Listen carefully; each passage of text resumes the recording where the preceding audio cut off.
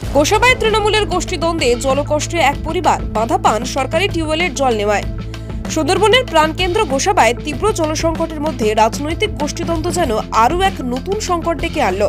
শম্ভুনগর কামাখ্যাপুরে সরকারি টিউবওয়েল থেকে জল নেওয়ার অপরাধে এক পরিবারকে বাধা দেওয়া হলো শুধুমাত্র রাজনৈতিক পরিচয়ের কারণে। ঘটনা রবিবার সন্ধ্যায়। অভিযোগ, স্থানীয় বাসিন্দা তারেক গায়েন যখন সরকারি টিউবওয়েল থেকে জল তুলতে যান তখন বারুণ প্রামাণিক নামে এক ব্যক্তি তাকে বাধা দেন। জানা গেছে, বারুণ প্রামাণিক জেলা পরিষদের উপাধ্যক্ষ অনিমেষ মণ্ডলের ঘনিষ্ঠ এবং শাসক দলের প্রভাবশালী অংশের সক্রিয় কর্মী। অন্যদিকে তারেক গায়েন তৃণমূলের অন্য গোষ্ঠী তথা স্থানীয় বিধায়ক সুব্রত মণ্ডলের অনুগামী হিসেবে পরিচিত।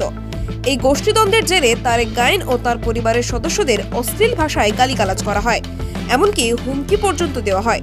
যদি তারা টিউবওয়েল থেকে জল নেন তাহলে শারীরিকভাবে আক্রমণ করা হবে। সোমবার গোসাবা থানায় এই ঘটনার লিখিত অভিযোগ দায়ের করেছেন তারেক।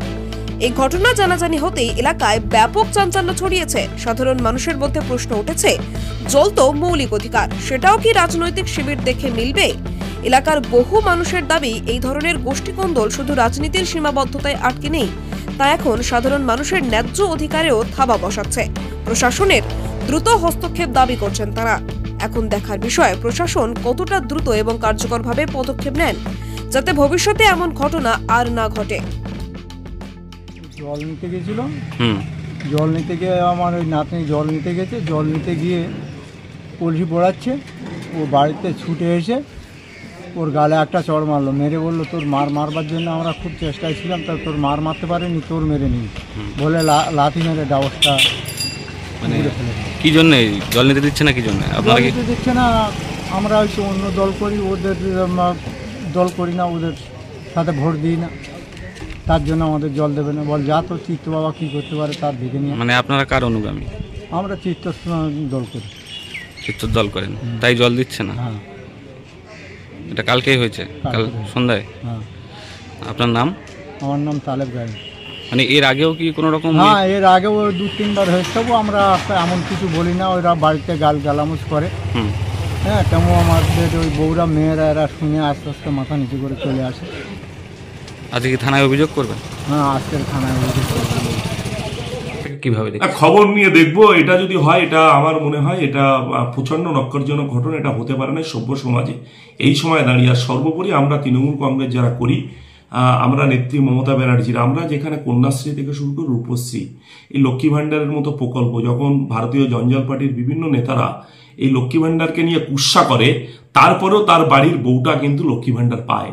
নেত্রী মমতা ব্যানার্জি 10.5 কোটি মানুষের নেত্রী, যার ফলে আমরা তৃণমূল কংগ্রেসের কর্মী হিসেবে জলের মতো, জলের অপর নাম জীবন, এটা নিয়ে যদি কেউ নোংরামি করে থাকে তাহলে তার দৃষ্টান্তমূলক শাস্তি হওয়া উচিত। আপনাদের মাধ্যমে আমি বার্তা দেবো পুলিশ প্রশাসনকে, এবং তারা যদি লিখিত কোনো কমপ্লেন করে আমাদের থেকে, আমরা রং না দেখে তার যথাযথ শাস্তি দেওয়ার জন্য যা যা করণীয় আমরা পুলিশকে সেটা বলব।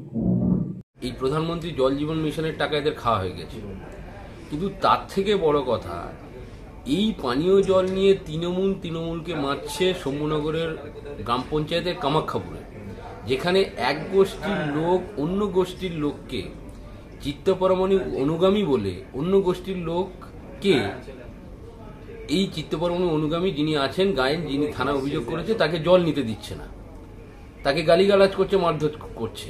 এই যে তৃণমূলকে মারছে, এর থেকে নিকৃষ্ট আর ঘটনা কি হতে পারে? প্রশাসনের উচিত এ বিষয়ে সঠিক তদন্ত করে দোষীদের। গোসাবা থেকে রেবতী মালির রিপোর্ট, ডিএন নিউজ বাংলা।